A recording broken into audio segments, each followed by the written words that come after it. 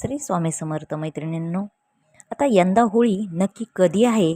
सर्वांच्या मनात एकच प्रश्न पडलेला आहे की या दिवशी ग्रहण आलेले आहे. आता हे चंद्रग्रहण होळीला आहे की धुलिवंदनला आहे?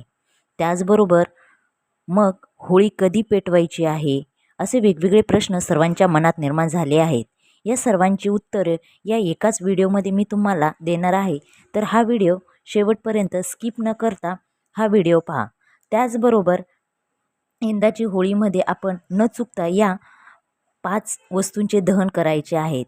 तर त्या 5 वस्तूंचे दहन कोणकोणत्या वस्तूंचे करायचे आहेत व ते कशासाठी करायचे आहेत? तर आपली गरिबी, रोगराई, भांडण संपावं म्हणून आपल्याला हा उपाय करायचा आहे. हे देखील तुम्ही या व्हिडिओमध्येच पाहणार आहात. तर स्किप न करता हा व्हिडिओ शेवटपर्यंत पहा. आता पहिला प्रश्न, होळी कधी आहे? तर यंदाची होळी ही 2 मार्च 2026 रोजी होळी पौर्णिमा आहे. तर संध्याकाळी 5:55 आणि पौर्णिमेची समाप्ती ही 3 मार्च 2026 रोजी संध्याकाळी 5:07 समाप्ती होणार आहे.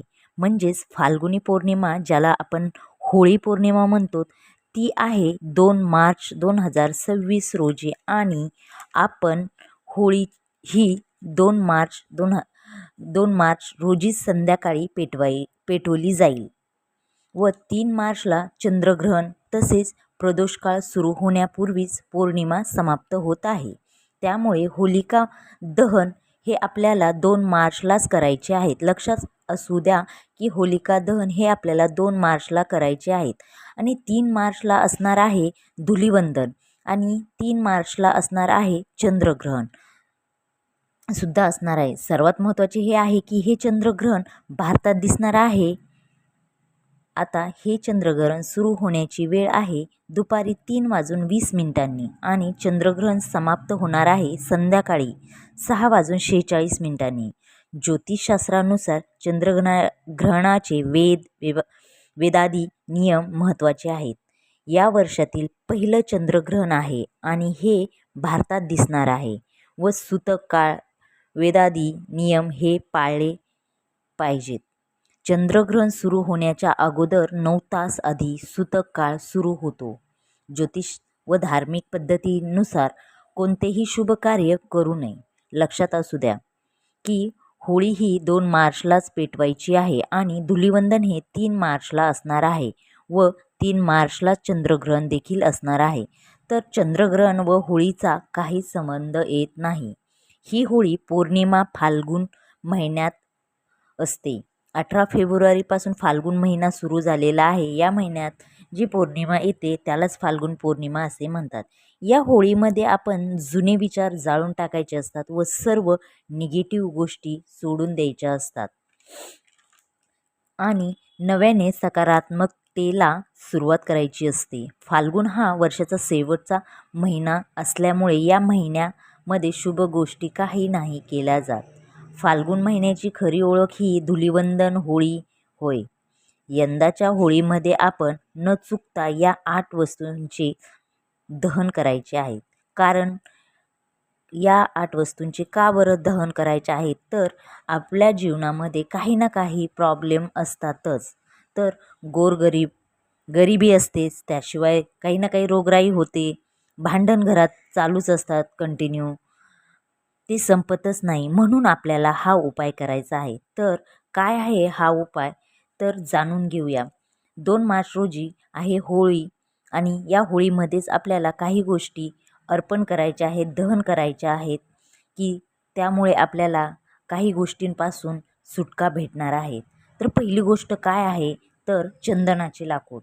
हे कशासाठी? तर ग्रह क्लेश म्हणजेच घरात सतत भांडण होत असतील, कटकटी होत असतील तर त्यासाठी आपल्याला आवर्जून चंदनाचे लाकूड टाकायचे आहे. चंदनाच्या सुगंधाने व प्रभावाने घरातील वातावरण शांत होईल. आता होळीमध्ये दुसरी वस्तू काय टाकायची आहे? तर गोवऱ्या.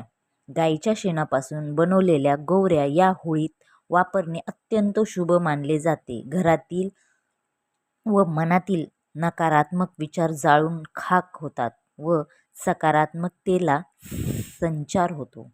आता तिसरी महत्त्वाची गोष्ट म्हणजे कापूर.